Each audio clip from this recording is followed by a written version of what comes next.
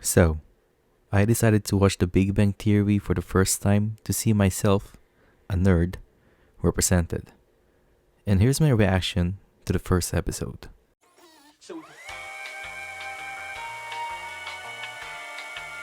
I don't know what your odds are in the world as a whole, but as far as the population of this car goes, you're a veritable Mac Daddy.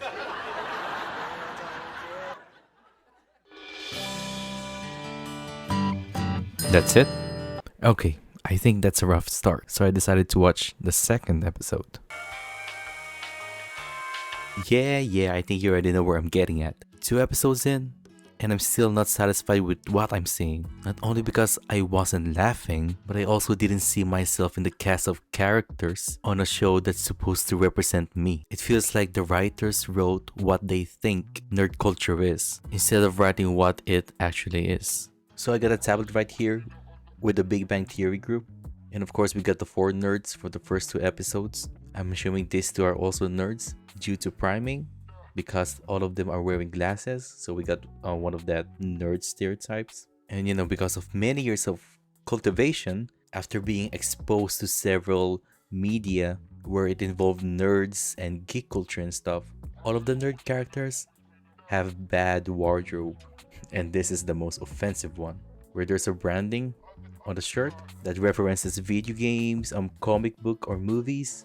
Another stereotype that I'm seeing here is that all of them have the brains, that they can do math, science, and everything, given that all of them are basically scientists in the show. But yeah, the Big Bang Theory has the perfect set of nerds. But for now, we're going to choose Sheldon, who displays intelligence, broad knowledge in computers, a tabletop player, and a video gamer. So since Sheldon shared the same nerd tropes with his friends, he's the star of the show, so that's why I chose him.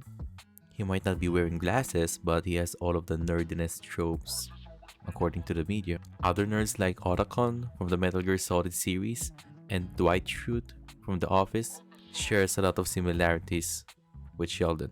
And it's not a cartoon, it's anime. It's like one of my Japanese animes. She's also a survivor of monster rape.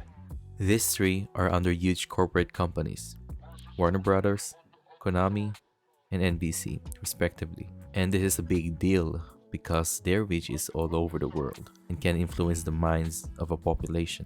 This all goes back to hegemony, where they are the ones who have the power to tell the public of what or how nerd people act in society. According to these ruling classes, they are outcasts, antisocials, and we can also say they're bizarre when compared to people around them.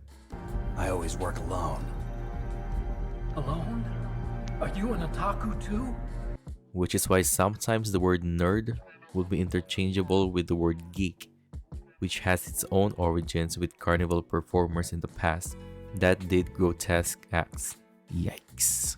Nerd portrayals like this, especially when it comes to stereotypes since the 1960s, is dangerous because it shows that this kind of portrayal of nerd culture only benefits the corporations to tell formulaic stories that have been successful financially for many years. From whatever angle you look at it, nerds are always in the bad light and they are needed for comedic relief. It only promotes conflict within the society because nerds will always be the outlier. So, since you're a self-proclaimed nerd, Mr. Jasper, how are you going to fix this show? Easy. This is not specific to nerd culture per se, but along with every other culture, you write it in a way that you're not laughing at them, but with them. That's why I didn't laugh throughout the entire 2 episodes. It feels like I'm the butt of the joke. I wanted representation, not a carnival presentation.